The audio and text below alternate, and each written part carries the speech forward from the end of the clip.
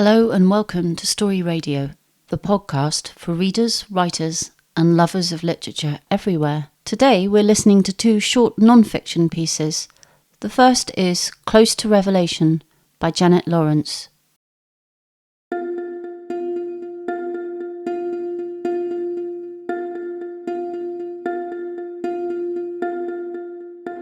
It started to seem like my life might be stuck.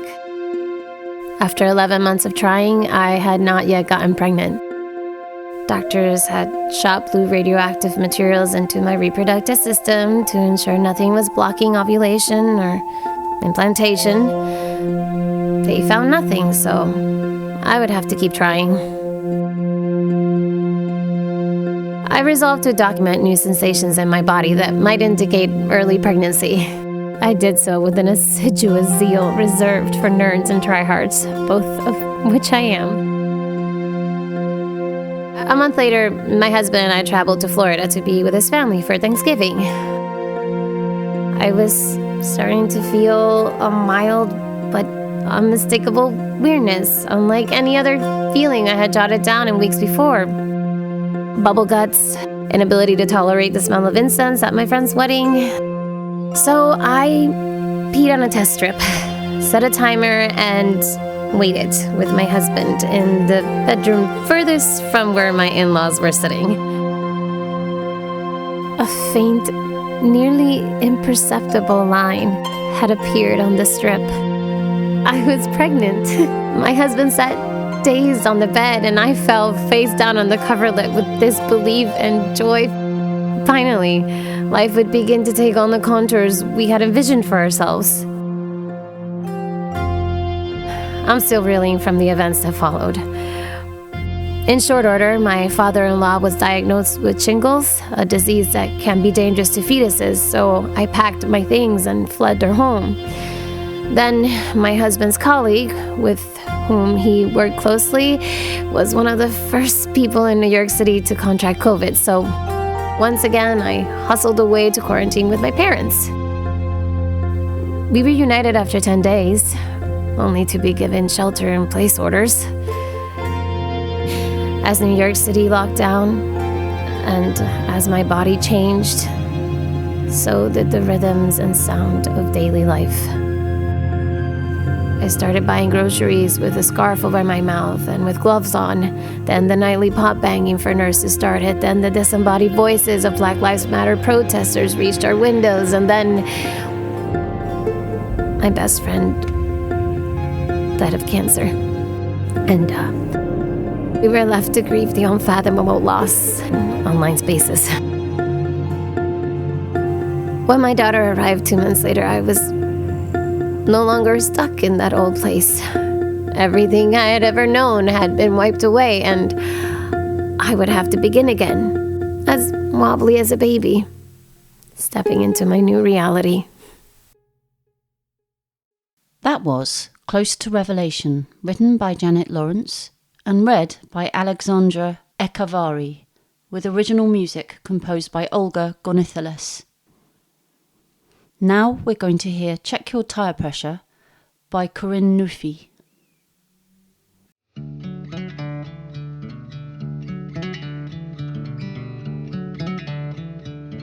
I have a memory of around 4 years old when my dad used to give my sister and me our baths.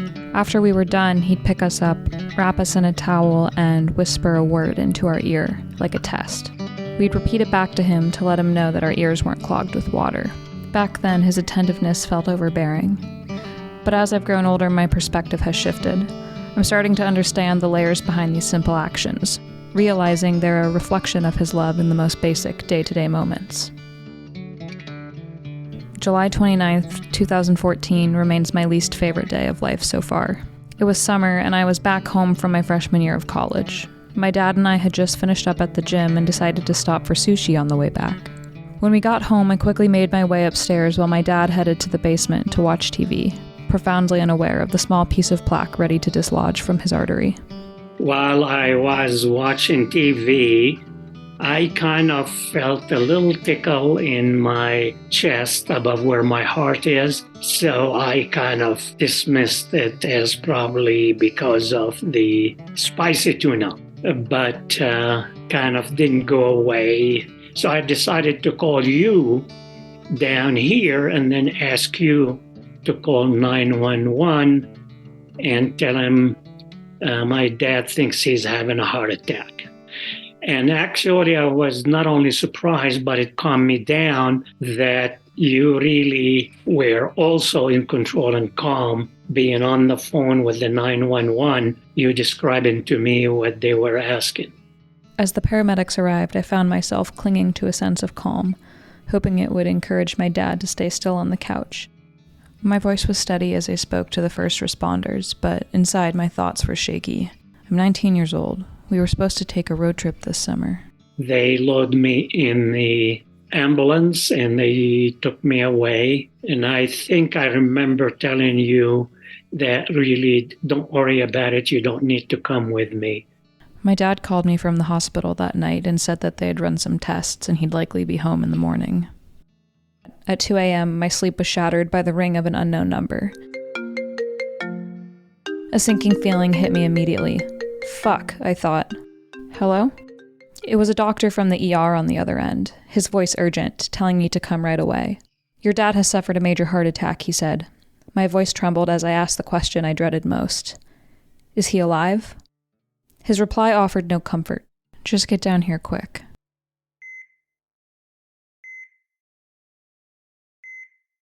He said his blood pressure is plummeting very fast. We need to take him in very quickly. And so they just, all of them, jumped in, put me on a gurney, I guess.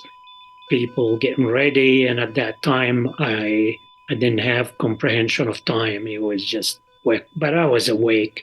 So 2 arteries were completely blocked. As I hung up the phone, a certainty gripped me. My dad was gone. A numbness took over me, a surreal detachment from reality. I put on my shoes and drove through the night. I didn't rush. There was no need. He was already gone. As I drove, my thoughts drifted to my sister up in Boulder, sleeping, unaware of the devastating turn our lives had just taken. I kind of went to sleep.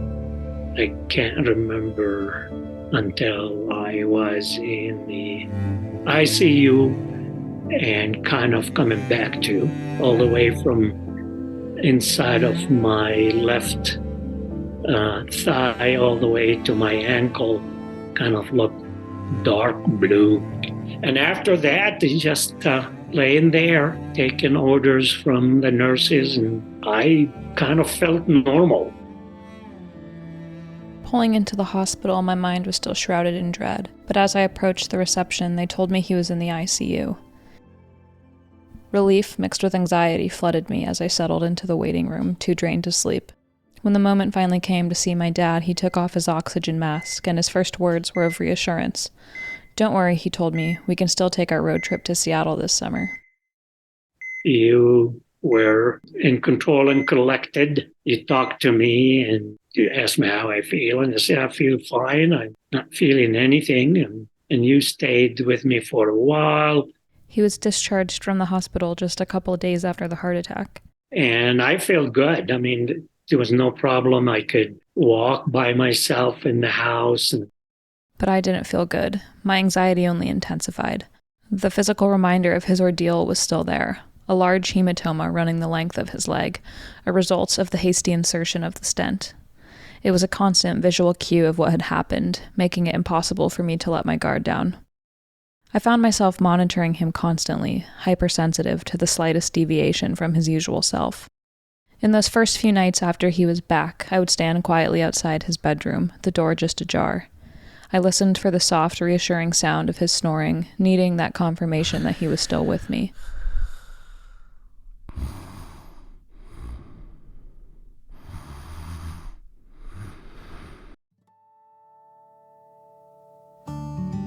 I want to flash back to the whisper test we'd receive at bath time, and my dad's endearing yet overbearing parenting. Or at least this is how I would have described it before his heart attack. I'm 28 years old now, and he still calls me every time it snows to give me instructions on how to drive. I grew up in Colorado. He has my city saved in his weather app. When the temperature drops below 20, I know to expect a text telling me to keep the faucet dripping and make sure my apartment is the appropriate temperature. And of course, there's the ever-present reminder to check my tire pressure. Well, you could say it's in my nature, but it's, when you are doing something, say driving in a snowstorm, or you going someplace where you have to go through some slicky road, I always think about, what's the worst situation? You and your sister are, as they say, your blood of my blood, bones of my bones. So this has also have a big play. Despite appreciating his intentions, I often find myself irritated by his well-meaning suggestions. A quick "I know" escapes my lips as he tells me what time to get to the airport. But when I hear him talk about my sister and me, I pause.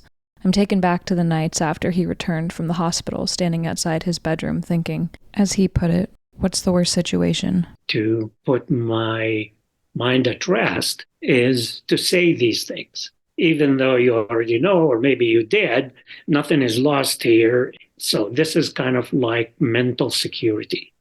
This sort of mental security is something I know well. The hypersensitivity I developed towards my dad's well-being never really faded. Now when I'm with him, I catch myself on high alert, scrutinizing his every move. My worry often disguises itself as aggressive questioning, pointing out anything that might be cause for concern. Why are you doing that? What do you mean you don't remember? My tone, more accusatory than caring. These moments spark arguments, concern often lost in translation. Sometimes I get irritated is because I think, why does she think that I have to know everything? Really, I shouldn't be irritated. When we change places, when you ask me about something you observe, I know you're worrying about it, but sometimes I understand why you're asking this, which is the same thing I do to you when the tables are turned. But you shouldn't be worrying, and I know you shouldn't be worrying. So I get a little irritated, but that irritation is not well placed. It just happens. When I sat down with my dad, I wanted to point out that our mutual irritation at times only stemmed from love. I wasn't sure if he fully grasped how my frustrations were a mask for concern and how my anxiety had never quite receded since the heart attack, hopefully explaining my sharp retorts are steeped in a fear of loss. But as he spoke with me, it became apparent he already understood, affirming our shared experiences and emotions. I am the dad, you're the daughter, okay? And you know what they say about dads and daughter, always, the dad is always worrying, and it's very true until the parent is gone. And, my feeling to you, I don't care how old you're going to be. My daughter is still my daughter. Same way it was when you were 5 or 2. It's still the same way. The thought of losing my dad back in 2014 still lingers with me. I'd rather hear his reminders to check my tire pressure every day than never again. It's these everyday interactions, these expressions of concern that I've come to value deeply. Will we ever stop getting irritated at each other? Unlikely. In fact, just moments after our interview, I found myself rolling my eyes when he tried to tell me about the storm headed my way in a few days. It's these small, everyday interactions that define so much of our relationship. They're the reminders of love and care we have. These instances of irritation and advice become the threads that hold our relationship together.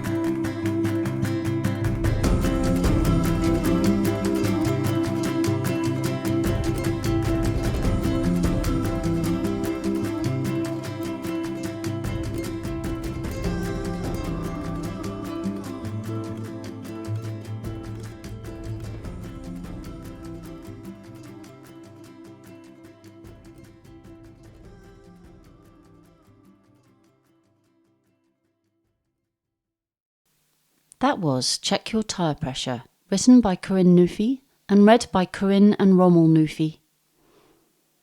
We'd like to thank Sarah Kearney, who recently bought us a coffee using the coffee.com website. We love coffee and donations here at Story Radio, which is run on a volunteer basis. If you'd like to support us, go to ko-fi.com/Story Radio to donate to us.